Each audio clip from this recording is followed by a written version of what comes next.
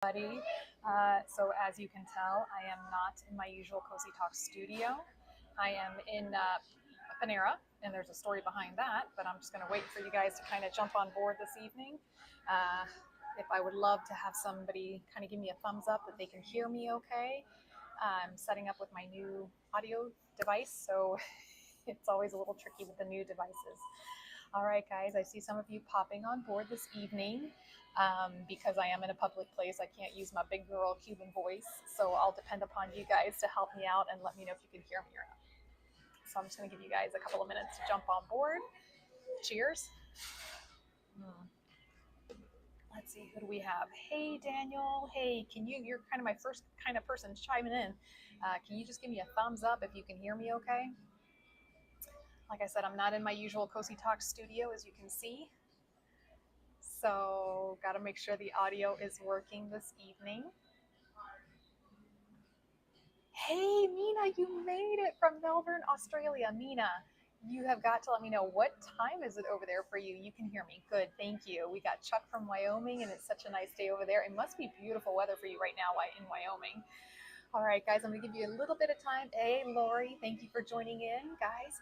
Again, I'm obviously not in my studio today. I'm actually at a Panera, and I'm tucked away in a corner. Story behind that one. But if you guys can just give me a thumbs up that you can hear me okay. I know Daniel can hear me. Everybody else, can you hear me? Hopefully this new microphone is working well. So let's see, Mina is in the future over in Australia. It's 10:30 in the morning on Thursday morning for her. That's just so cool. I've had several listeners in from Australia, so it's always a pleasure to have you on board. So Mina, we're going to be answering your question more this evening. So folks, guys, if we're good to go, obviously I'm not in my usual studio. I'm in a local Panera, and I'm kind of tucked away in a corner trying to stay out of the way.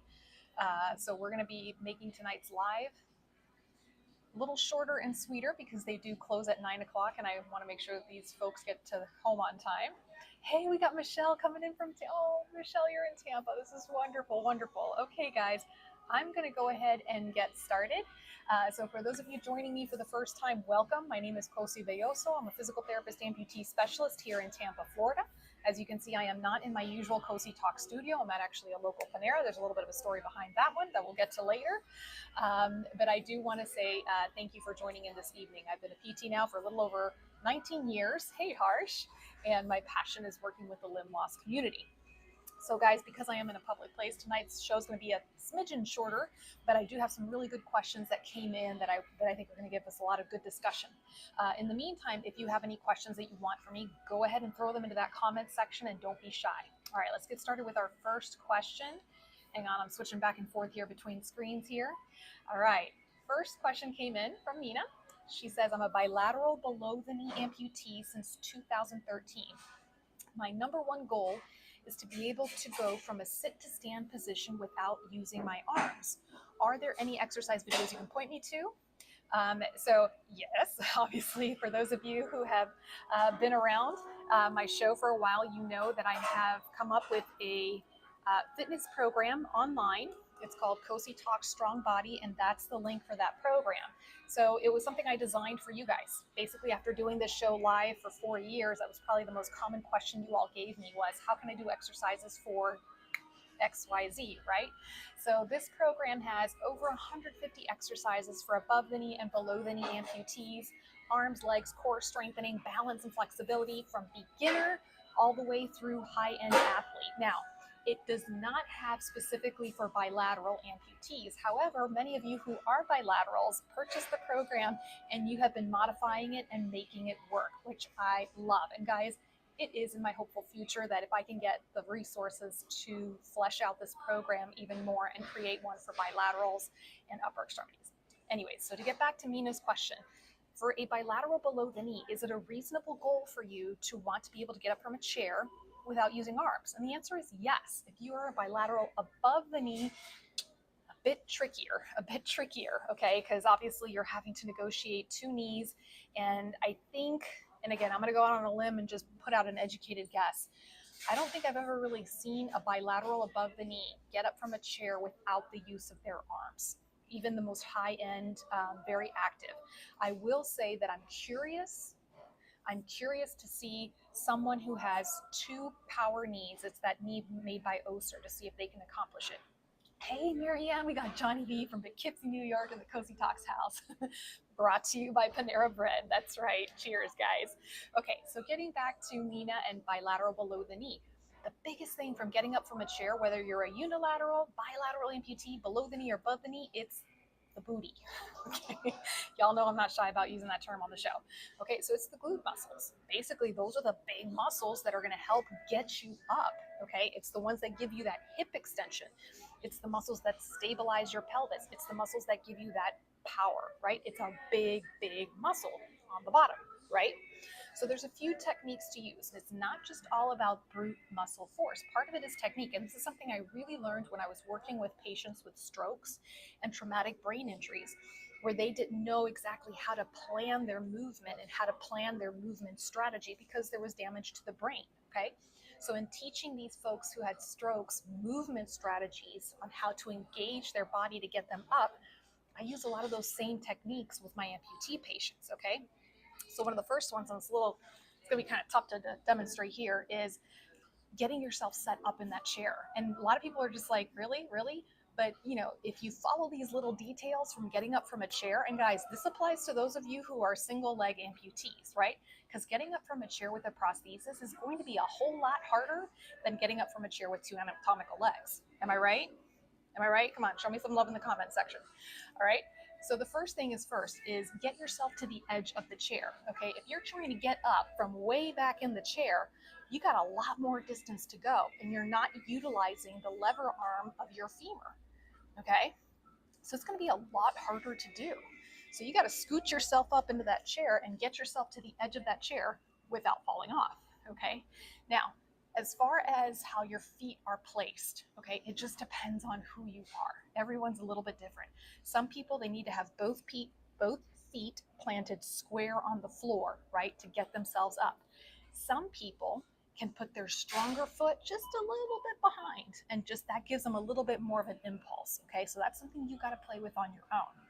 Second thing, rocking, okay? In rocking, we're doing couple of different things. We're initiating and getting momentum on our side, right? We can always use a little bit of momentum. The other side of it is we're putting our pelvis into an anterior pelvic position. And unfortunately, Bob did not accompany me. He's not a big fan of Panera. I love Panera, but he's not. He's a bit of a snob. Okay, so I can't show you with Bob. But basically, it's tipping your pelvis forward. Almost think of your pelvis like a cup, and you're tipping it forward to pour the tea out, right?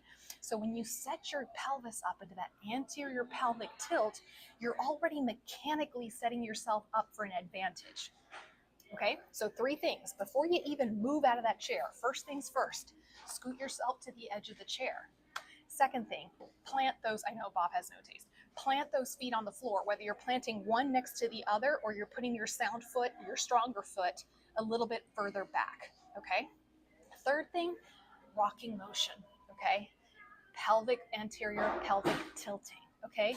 Just, Marianne, you would not be picking yourself up off the floor.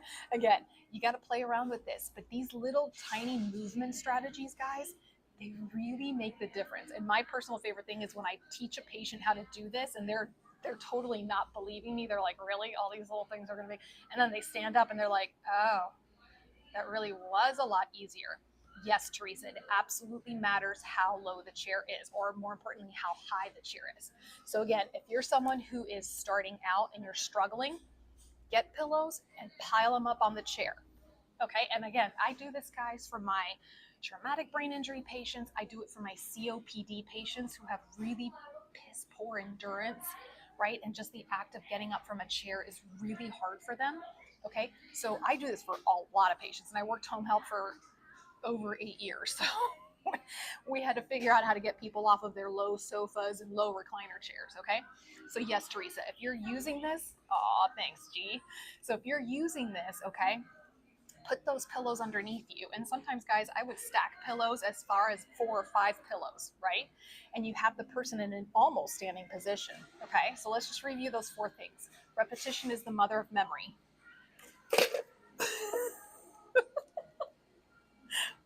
Oh, good heavens. Oh my gosh. Guys. This is so funny. Okay, then we're just gonna have to do this the old-fashioned way. All right, we're just gonna have to hold the camera the whole time. Oh my gosh, this is so funny. Love technology. I love technology. Okay, so getting yourself up from the chair. First, put a ton of pillows underneath. Next, scoot yourself to the edge of the chair as far as you can without falling off. No falling off the chair, Marianne. Third, plant those feet, right? Think of your foot strategies. Don't put your feet way out.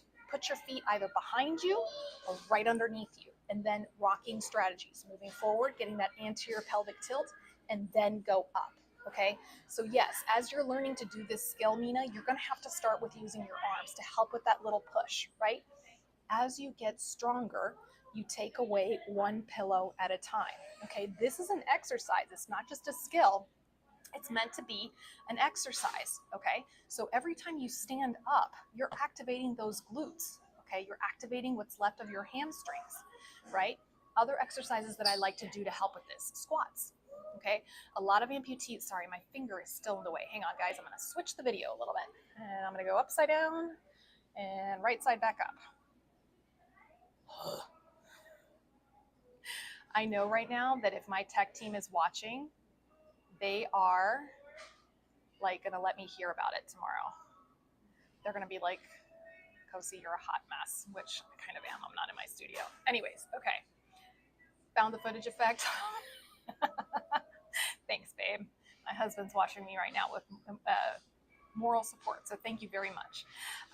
Okay, so when it comes to this, I love doing squats, and a lot of amputees aren't aware that they can do squats, that you have to modify it, right? And you have to adjust it depending on whether you're a below the knee amputee or an above the knee amputee, but squats are by far my favorite exercise. And guys, I don't know how many of you listened to the little short video I did 2 days ago. Today's Wednesday. On Monday, I did a quick live video on how to modify your strengthening program. Let me know in the comments section how many of you listened to that video. I know, right, Gerard? So this is something I do with my elderly patients. I do it with my traumatic brain injury, my stroke patients. I even did it with my pediatric patients, guys. Pediatric patients who had cerebral palsy with spina bifida, those who had a lot of tone, a lot of that neurological tone. Helping them get into these positions and use these movement strategies would help them break through that tone and be able to control their movement. So it's really, hey, Sandra from Gainesville. Hey, thanks, Patrick. Okay, so how many in the video I posted 2 days ago about how to examine your strengthening program and evaluate to see if it's any good or not. One of the things I mentioned was, doesn't have to be fancy, okay? It doesn't have to be the trendiest exercise with the trendiest equipment and hanging from the ceiling and rubber bands and reformer machines. Those things are all really cool and great and everything, but you can accomplish a lot with your strength with just using good form, right? With basic exercises. And again, number one in my book is bridges and squats, right? You guys have heard me talk a lot about bridges, and squats, again, very close second there. So Mina, I hope this gives you something to get started. And I would encourage you guys, look at the program. And again, I know I'm biased because I designed the program myself, but it's something that I use in my clinic with my patients. All these exercises that are in this program are ones that I've been using with my patients for years, okay? So that kind of moves us to the next question. So Liz watched it, Teresa's heard it, Tom heard it. Okay, yeah, I know you did, Marianne. You're wonderful. All right, let's move on to the next question. So the follow-up to that question was, hang on, switching screens here. Should I be doing exercises with the prosthesis on or off? And this is a question I get a lot, okay? So I'll just tell you what I do with my own patients and people who come to see me, and then you can see how it applies to yourself, okay?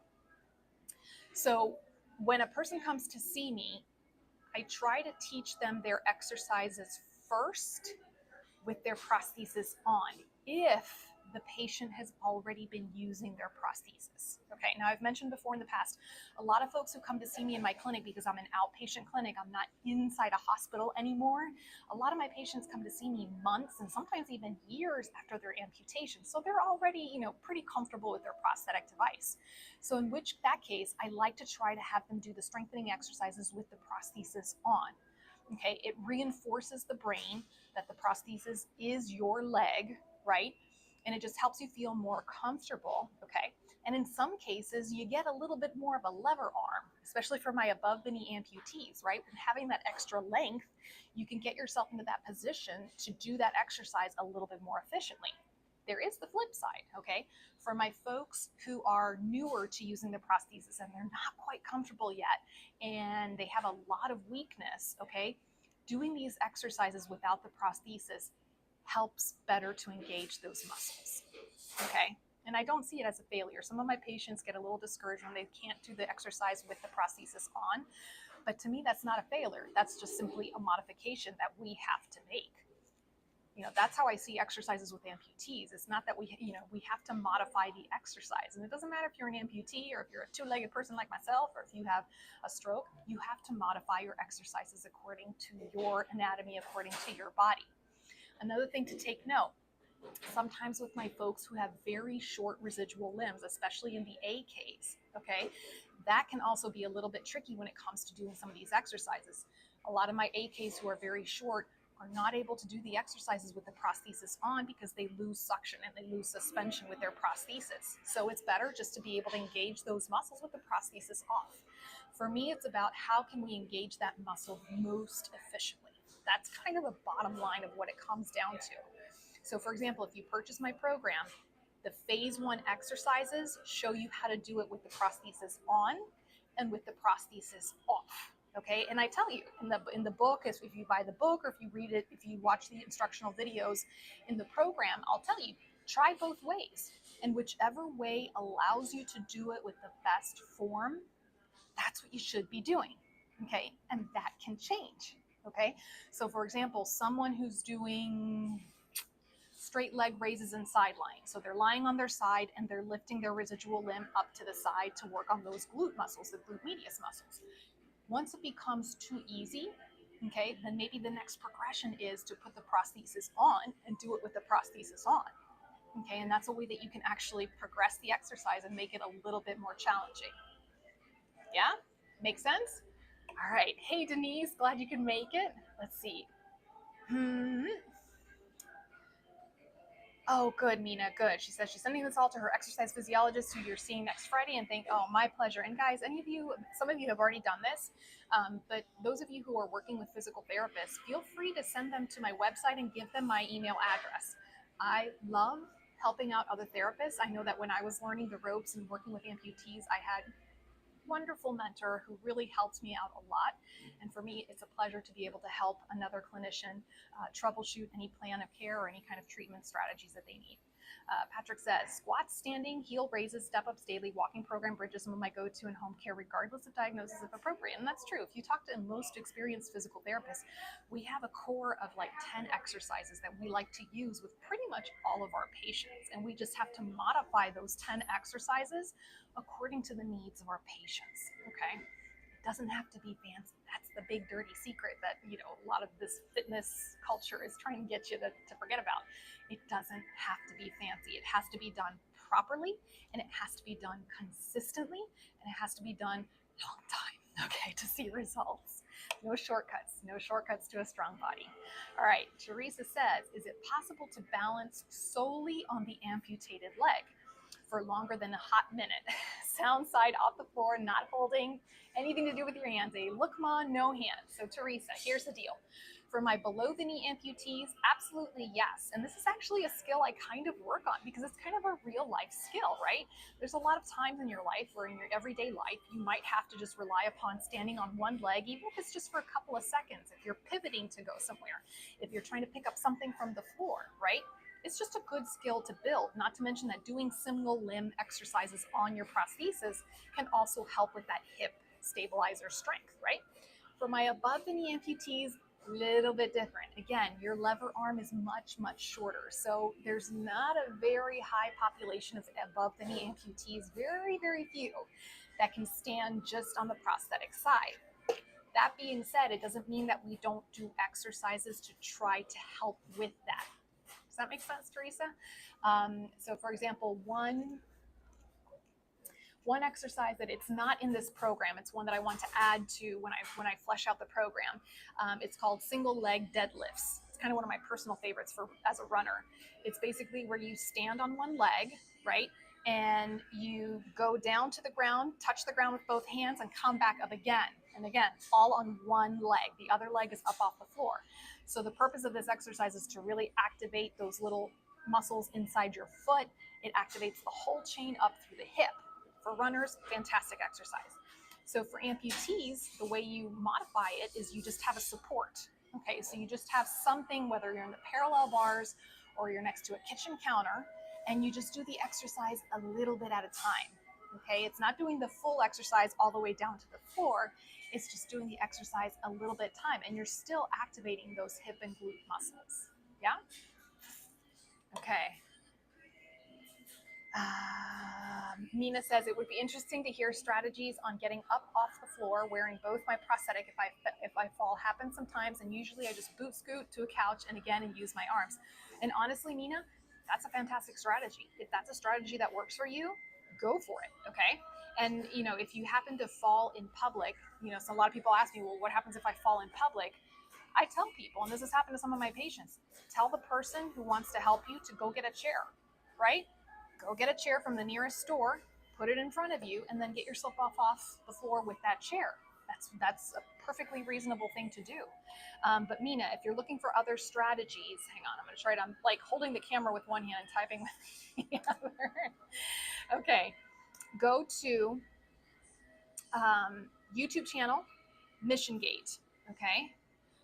Mission Gate is a fantastic organization. I love working with them. They have wonderful videos on there, and they do have video strategies, Mina, on how to get up off the floor. Okay, and getting up off the floor, we did a nice big talk on that a couple weeks back. It's a little bit different for everybody. The different strategies that people can use, lots of different ones. Okay, but yes, that is a skill that needs to be practiced. Okay. Marianne says, I can't stand on 2 prosthetics for a hot minute. How about a hot 30 seconds, Marianne? Just start with a hot, or not even, start with 10 seconds. Don't start with a minute. Okay, you got to start out small. Start with 5 seconds. 1, 2, 3, 4, 5, and grab onto the parallel bars. Don't, start small bites. All right, guys, I'm going to do one more question, and then I got to skedaddle because this place closes at 9, and I don't want to hold anybody up from getting home.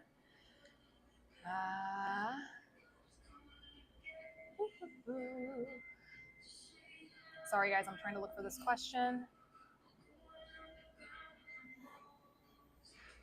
Okay, so this was a pretty long question, so I'm just going to kind of paraphrase it. This particular gentleman is a left above the knee amputee in his early 60s. He apparently was 18 months out of surgery, and he's been using his prosthetic leg for a year. He's been going to physical therapist, which he likes because apparently he's challenged there. And at the last visit, sorry, I got to change here a little bit. My hand's getting tired. At the last visit, he started walking without the cane, and he walked 200 feet and everything was hunky-dory. And then apparently a couple of days later, he started having a lot of pain he has a lot of pain in the end of his stump, and it's still very painful. Okay, and this happened a couple of days after therapy, and he thinks it may have to do with walking after therapy. What should he do? Okay, so number one, first thing, guys, when you have new onset pain like that, and if you think, especially if it was associated with physical therapy, the first thing you need to do is call the physical therapist. Guys, things like this happen in our clinic. You might develop a blister. You might develop some other skin breakdown. You might develop new pain that you didn't have before. That's part of our job, is to find out about these new things that happen, okay? And if it happened during therapy, then it's a matter of reevaluating that program and seeing where the breakdown was. Now, here's my 2 cents on this, where I haven't seen this gentleman, so I'm just taking an educated guess. And part of it is, if he was walking without a cane, okay, and for the first time, he was probably sinking more into his socket, right? And this is going to happen. Y'all have heard me talk about when you're walking and you're doing mobility and you're doing exercises, your residual limb is going to shrink, and it can shrink as quickly as a few minutes of walking around and doing activity, right? So if you're not constantly aware of that and constantly adjusting the fit of your socket to make sure you're not bottoming out, you're going to run into these problems. So what may have happened to this gentleman was that because he was putting full weight into that socket without the use of a cane or a walker, he's probably started bottoming out into that socket, and hitting the end of his residual limb. And it could be that he couldn't feel it because maybe the end of his residual limb doesn't have good sensation, right? And again, I'm just trying to put the pieces together, okay? So the other part of it is, you know, again, it seems like pretty clear where that smoke and gun is that, you know, he started doing something new in therapy and it just wasn't good. And then the other side of it is, okay, is there something different about the fit of that socket? You know, does he need to go back to his prosthetist to check it out and evaluate it and see if there needs to be any kind of adjustments made? Okay. Hey, Carolyn. Carolyn, I can't, like right now, literally, I have one hand on my camera phone and the other hand is right here trying to type. If you go to YouTube, Carolyn, and you type in Mission Gate, okay, you'll see all their videos pop up, and all you have to do is search within there getting up off floor, and that video will pop up for you. And I apologize that I can't just put that link in for you right now. Hey David, glad you could join us anyway. We're loving that you're here. Patrick says Patrick is a fellow physical therapist. He says it's important to give us feedback with our interventions and don't be shy. We have thick skins and vital information to use and adjust your rehab. We welcome and need our patients' feedback, and that's absolutely correct. So guys, yeah, I'm fairly experienced therapist, but you know, every person is completely unique and different in how they're going to react to the exercise programs that I give them. With experience, I've learned to be a bit more conservative with my patients when they first come to see me in the first 1 or 2 treatments, just to see how they react to treatment. I'd rather have a patient come and tell me that the treatment was too easy for them and it's easier to make it harder, versus having them come to me and say, oh my gosh, Cosi, I couldn't walk or I couldn't move for 3 days after that treatment you gave me because it was just too hard. Right? But again, we need that feedback. We need that feedback, guys. And again, like Patrick just said, don't be shy. And if your therapist can't handle the feedback, chances are you need a new therapist. But we've got pretty thick skins. Hey, Michael, glad you could join in. All right, guys, it is getting close to 9 o'clock, and I want to make sure that these folks get to their families and home on time. If there's any questions that you guys have, guys, please send it to me at my email, and I'll try to type that in one-handed, cosi@cositalks.com. Okay. Yes, absolutely, guys. So glad you could join me this evening. And guys, check out my program, the Strong Body Program. It's got, like I said, 150 video exercises, and it's got the books that go along with it. So all of this information that I've been talking about tonight, it's all in the books. It's all in those exercise programs as well that I've developed. So give it a look-see and check it out. All right, guys. In the meantime, I will see you next week. Same bad time, same bad channel. Have a great rest of your week, guys. Bye. God bless.